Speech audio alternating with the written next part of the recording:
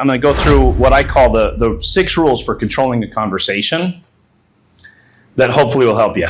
I believe that these are universal rules. Doesn't matter what kind of conversation it is. If you're working with a buyer, working with a seller, working with a recruit, working with your spouse, okay? These rules will work every single time. The first rule is you got to take action. Now, in what ways do we take action? The first and most important is what I just barely said. Set expectations ahead of time. One of the most effective things you can do in your job right now, I want you to think about the one thing that you have been resisting doing, something that you've been putting off, a conversation that you have been avoiding. I want you to write that down, and I want you to do something about it as soon as we're out of this class. Okay? If it's a client you need to talk to about price adjustment, if it's a client that you need to talk to about commission, doesn't matter what it is, get on it immediately. You don't want to just approach difficult conversations. You want to run to them. Run to them as fast as you can. Okay, that's how we take action. Now, before we do that, if we're wise, we'll start by taking action by setting those proper expectations ahead of time. Make sense? So, take action. Second rule, know and focus on the destination of the conversation.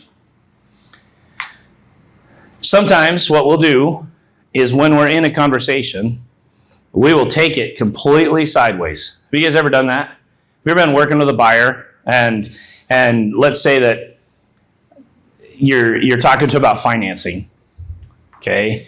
And you know that they're not going to use a particular loan product, and you end up spending a half hour talking to them about that particular loan product. Why would you do that, right? Focus on the destination of that conversation and only focus on that destination, right? Make sense? Third rule, the one asking the questions is in control of the conversation. When your client starts asking you questions, they are literally taking control. They are taking control of that, which is very difficult for us because we think that it's our expertise and our knowledge that they're hiring us for.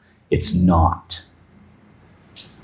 All right, and that might be hard to hear, but it's not. What are they hiring us for? The guidance, right? The leadership, okay? And we do that by navigating and controlling conversation. It's when we're asking the questions and we're in control. Make sense? Now, with that, don't be afraid of them asking questions. Just remember that telling is not selling, all right? Answering their questions is not going to get them to do something, right? How that impacts their purpose is gonna. And so when you answer a question, make sure that you pivot it to a question that you're asking to make sure that you're on the right page and to make sure that the information is sunk in. Make sense? So be the one asking the questions. That said, that leads us to the fourth rule.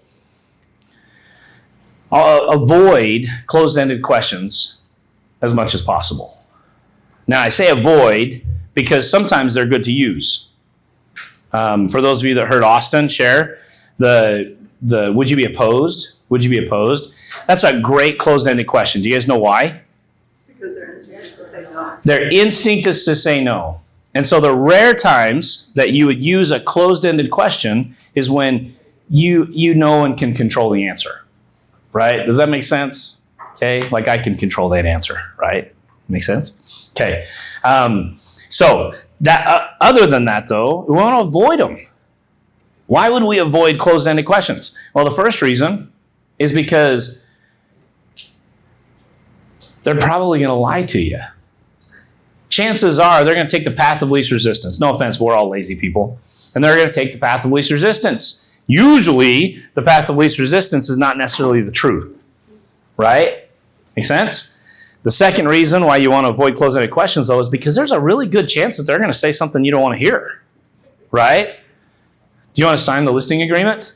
That's a dangerous question, right? Now, the way Michael does it, if you have the other steps in place, you take action, you're in control, and you know, are there any other questions before you start on the paperwork? That's a little more of an influenced question. Make sense? So, avoid those. And to avoid them most effectively, what I like to use is a TPO. All right, I believe a TPO is two or three perfect options. Always have 2 or 3 perfect options. Give them 2 options or 3 options that you're okay with no matter what.